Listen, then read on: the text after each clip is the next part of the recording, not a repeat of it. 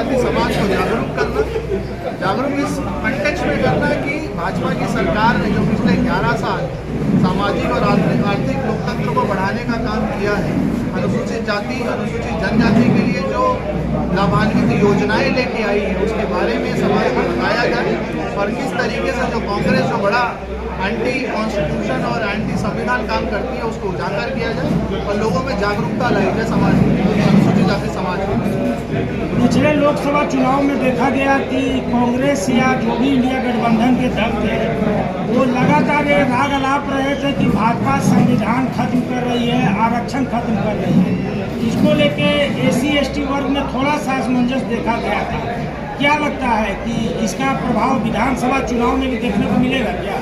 देखिए, इसका प्रभाव विधानसभा चुनाव में बिल्कुल नहीं देखने को मिलेगा क्योंकि अनुसूचित जाति समाज आश्वस्त हो गया है कि उनका कोई भला कर सकता है, उनका कोई कल्याण कर सकता है, उनके लिए कोई कल्याणकारी नीतियाँ ला सकती है वो तो सिर्फ और सिर्फ भाजपा की सरकार है, नरेंद्र मोदी जी की सरकार है।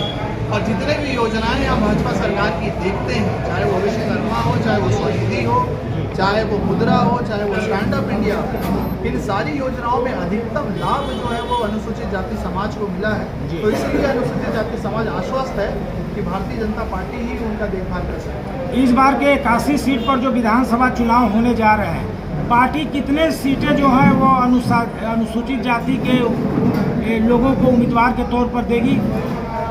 अभी सूची जारी हो जाएगी आज और कल में, तो सबके सामने जाहिर हो जाएगा कि अनुसूचित जाति समाज को कितनी प्रतिनिधित्व भाजपा देती है। और आप देखेंगे कि हर वो सीट जहाँ पे हमको लग रहा है कि हाँ यहाँ पे अनुसूचित जाति समाज का कैंडिडेट होना चाहिए उनको मिलेगा। तो इस बार के जो मुख्य मुद्दे होंगे उसमें अनुसूचित जाति के लेकर भी कुछ मुद्दे होंगे क्या? आप आवास योजना की बात करेंगे, आप उज्ज्वला योजना की बात करेंगे, आप एम्बुलेंस की बात करेंगे, गांव में जो आवास बनेगा जिससे गरिमा बढ़ेगी लोगों की, ये सारी योजनाएं जो है वो अनुसूचित जाति के सम्मान के लिए ही। जी, तो लगता है कि इसका इस बार जो है चुनाव में, विधानसभा चुनाव में ये वर्ग जो है वो भाजपा के साथ है। बिल्कुल बिल्कुल, ये 100% आप देखेंगे कि अनुसूचित जाति समाज जो है वो भाजपा के साथ है, चाहे वो लोकसभा चुनाव में था, हरियाणा इलेक्शन आपने देखा है, वही सेम झारखंड इलेक्शन में भी होगा कि अनुसूचित जाति समाज जो है बढ़ चढ़कर भाजपा को वोट करने वाला है। कितने सीटें आने की उम्मीद है इस बार? इस बार हम बहुमत की सरकार बना रहे हैं, हम बता दे रहे हैं। बहुमत की सरकार बनेगी? बहुमत की सरकार बनेगी। मैडम, इसमें हमारे अनुसूचित मोर्चा के जो हैं वो राहुल जी भी उपस्थित हैं, क्या कुछ कहना चाहेंगे? ये वर्ग जो है वो भाजपा का जो है वो परंपरागत वोटर रहा है या इनको फिर से जोड़ने की जरूरत है? देखिए, भाजपा का नारा ही नहीं, दिल से आवाज निकलती है कि सबका साथ, सबका विकास, सबका विश्वास और सबका प्रयास। जी, तो सभी लोगों को साथ लेकर के भारतीय जनता पार्टी चलती है। जी, और यही सुंदरता हमारे लोकतंत्र की है। जी जी। और भारतीय जनता पार्टी हर वंचित, शोषित, दलित, पिछड़े, अंतिम पंक्ति में खड़े व्यक्ति, अगड़े पिछड़े सारे लोगों को समावेशी के साथ कार्य करने का काम करती है। जी। जैसे सूर्य की रोशनी हर घर में पहुंचती है, वैसे भारतीय जनता पार्टी अगर कोई भी चीज लेकर के आती है तो हर गरीब लोगों के लिए, हर लोगों के लिए, ताकि किसी को किसी प्रकार की कोई दिक्कत नहीं। भाई अभी जब बैठकों में हम लोग अभी चर्चा कर रहे थे जी, उस समय आप देखे होंगे कि हमारी बहनों के चेहरे पे एक मुस्कान थी जी। आप बताएं कि आज के पहले जब 2014 में यशस्वी नरेंद्र भाई मोदी जी जब प्रधानमंत्री बने जी, उसके पहले किसने ये चिंता की कि हमारी माताओं बहनों का खाता खुले जी। बिचौली हावी होते थे, बिचौलिए पैसा आता था, आधा पैसा मिला, ना मिला, नहीं मिला, कोई पता नहीं। अभी जीरो बैलेंस के अकाउंट जनधन के तहत खुला और हर हमारी बहनों को मालिकाना हक मिला, उनको ये पैसा उनके खाते में गया, कोई बिचौलिया हावी नहीं पड़ा। कितना गया मैडम पैसा? पूरे अगर बात करें तो अब तक की सरकार की ओर से खाता तो खुल गया, पैसे को आप जोड़ लीजिए। अगर विधवा पेंशन की बात करें, वृद्धा पेंशन की बात करें, दिव्यांग पेंशन की बात करें, जो जरूरतमंद है, पहले वो पैसा कैसे मिलता था कोई नहीं जानता था।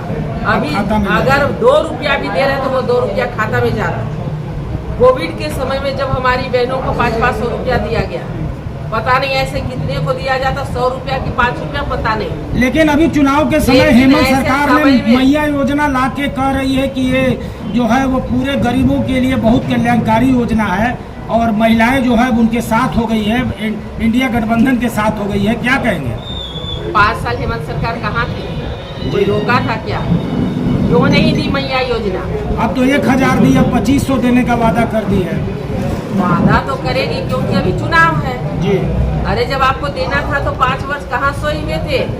ये तो भारतीय जनता पार्टी ने गोगो दीदी योजना जब लाई, जी। और हमारी योजना ऐसी होती है, भारतीय जनता पार्टी की योजना ऐसी होती है कि हम कह रहे महीने के 11 तारीख को आपके अकाउंट में जाएगा। तो आप उसके 2100 बाद देंगे, वो 2500 देंगे, 100 महीना तो दिन असमंजस के में हो जाएगा। अंदर में वो हम डाटा देते हैं कि हमने 1 साल में क्या काम किया, 2 साल में क्या क्या काम किया, 100 दिन में क्या काम किया।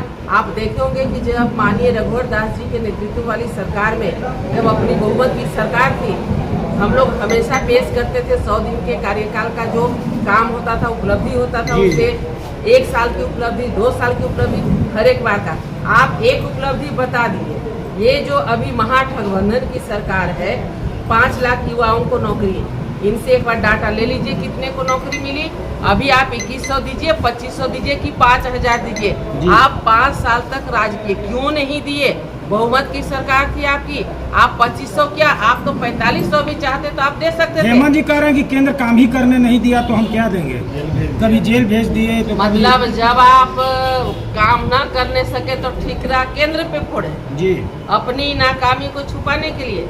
और जब आपको बहुमत मिला ये विश्वास से कि हमारी बहनों को सम्मान मिलेगा, युवाओं को रोजगार मिलेगा, अभिभावकों के मान प्रतिष्ठा को ध्यान में रखा जाएगा, जी, जी। नौनिहालों के भविष्य सुधरेगा, आप क्या क्या किए? हर क्षेत्र में आप फेल हुए। आप हर क्षेत्र से किसी न किसी रूप में आपने जो वादा किया वो वादा नहीं पूरा खिलाफी किया। किए। रोटी माटी बेटी को प्रण के रूप में लेकर उतरेगी भाजपा चुनाव में, क्या लगता है कि ये कितना कारगर रहेगा इस चुनाव में? सबसे पहले तो हम ये बताना चाहते हैं कि झारखंड की जिस प्रकार की भौगोलिक स्थिति है, यहाँ आप देखेंगे संथाल जैसे सुदूरवर्ती क्षेत्र भी है, सुंदर पहाड़ी जैसे ऊंचे पहाड़ों पे रहने वाले हमारी पहाड़ी जनजाति भी है, और हर जंगल झाड़ में रहने वाले, इसलिए इसका नाम भी झारखंड पड़ा। तो वैसे जगह में कभी विकास की किरण नहीं गई थी, और अब लोगों को ये विश्वास हो गया है कि 5 वर्षों के ये कार्यकाल को, ये गठबंधन की सरकार को लोगों ने देख लिया है, इसलिए लोग अब दिग्भ्रमित होने वाले नहीं हैं। लोगों को पता है कि अगर हमारा कल्याण होगा तो वो भारतीय जनता पार्टी करेगी, और इसलिए इस बार पूर्ण बहुमत की सरकार। मैडम आप तीसरी बार कैंडिडेट बनने जा रहे हैं, कब तक घोषणा हो जाएगी आपके नाम का, और इस बार क्या जो पार्टी विश्वास करेगी, कितना इस बार मार्जिन रहेगा? पिछले बार कुछ कम रह गया था। देखिए, हम एक सेवक के रूप में काम करते हैं और ये लगातार करते रहेंगे। शीर्ष नेतृत्व का जो आदेश होगा उसका पालन करेंगे, लेकिन हम अपने देवतुल्य जनता से ये ज़रूर कहना चाहेंगे कि आपकी बेटी, आपकी बहन के रूप में जिस प्रकार हम 10 वर्षों से कार्य किए हैं, अगर पिछले के 4 वर्ष हैट्रिक लगाने का मौका दे तो वो जिला परिषद के उपाध्यक्ष के रूप में, उसके पहले चले जाए तो गरीब बच्चियों को पढ़ाने के क्षेत्र में आगे बढ़ाने के लिए। तो ये हमारा 25 वर्षों का समाज सेवा के रूप में हमारी एक पहचान है, और ये हम आखिरी सांस तक लोगों की सेवा के लिए करेंगे। माने जनता से अपील है कि हैट्रिक लगाने का मौका दे जनता आपको एक बार, निश्चित रूप से आशीर्वाद मांगते हैं। चलिए धन्यवाद।